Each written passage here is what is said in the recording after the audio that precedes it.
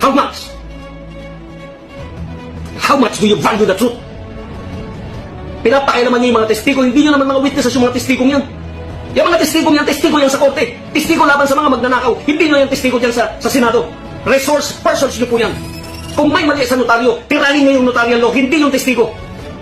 Kung merong mga nagnonotaryong hindi pala sila nandoon at sila pumipirma, yun ang tumbukin nyo. Hindi yung testigo na naglalahad ng katotohanan. Nonotaryong hindi pala sila nandoon at sila pumipirma, yun ang tumbukin nyo. Hindi yung testigo na naglalahad ng katotohanan.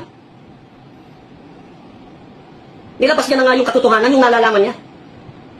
Despite all odds, sabi niya, ito po ang totoo. Sila yung nagdala. Aba, 2.2 million po yung dinala niya na pera ni Eric Yap doon sa bahay ni... Hindi mo gusto malaman anong nangyari doon? Pagtatakpan mo? Saka huwag niyo pong pakialaman yung mga testigo dyan sa inyo in aid of legislation po. Kayo, kung meron kayong batas na nililimbag, assuming na meron, yun ang matupagin nyo. Huwag niyong pakialaman yung mga testigo dahil yung mga testigo yan sa korte. Hindi niyo po yan testigo. Pasiklaban kayo ng pasiklaban, pinagtatakpan niyo yung mga mesada. Ano po ba? Tigilan niyo po.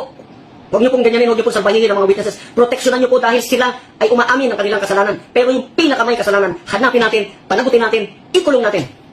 Nakakapag-init po talaga kayo ng ulo. Nakakadismaya. Sayang ang boto. Bakit kayo nandyan?